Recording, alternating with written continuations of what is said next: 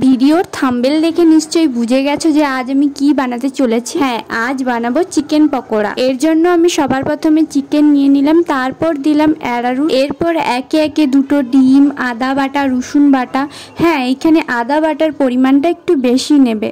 এরপর স্বাদ মতো লবণ, হলুদ গুঁড়ো, লঙ্কার গুঁড়ো দিয়ে ম্যারিনেট করে রেখে দেবো কিছুক্ষণের জন্য। আজকে শাউট আউটে রাজা নামে একজন বলেছে, দি ভাই তোমার ভিডিও খুব ভালো লাগে আর আমার নামটা নিয়েও পাশে আছি, চালিয়ে যাও, থ্যাংক ইউ সো মাচ। আর রুকসানা, স্বরূপ আর রুবিনা নামে এই তিনজন বলেছে, দি ভাই আমার নামটা নিও প্লিজ। নিয়ে নিলাম তোমাদের নামগুলো। চলো এবার ভিডিওতে আসা যাক। ম্যারিনেট করে কিছুক্ষণ রাখার পর কড়াইয়ের মধ্যে তেল দিয়ে চিকেনগুলো একে একে দিয়ে দেব। মনে রাখবে ভাজার সময় গ্যাসের ফ্লেমটা কিন্তু একটু লোতে রাখবে, নইলে ভেতরে মাংস সেদ্ধ হবে না আর পুড়ে যাবে। প্রায় 10 থেকে 15 মিনিট ধরে টাইম লাগবে এটা হতে। এরপর যখন পকোড়াগুলো রেডি হয়ে আসবে তখন এইরকম ব্রাউন কালার হয়ে যাবে। তো আমার এইখানে পকোড়াগুলো প্রায় ভাজা হয়ে গেছে। দেখলে তো বাড়িতে বসেই কত সহজভাবে পকোড়াগুলো করে নিলাম। শুধুমাত্র সামান্য কয়েকটা টাকা খরচ করে বাড়িতে কতগুলো পকোড়া বানিয়ে ফেললাম। যেমন দেখতে সুন্দর হয়েছে তেমন খেতেও খুব সুন্দর হয়েছে।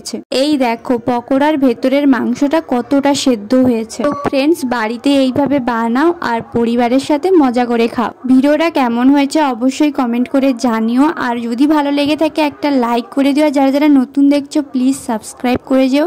বাড়িতে অবশ্যই একবার ট্রাই করো। তো চলো আজকের মতো টাটা।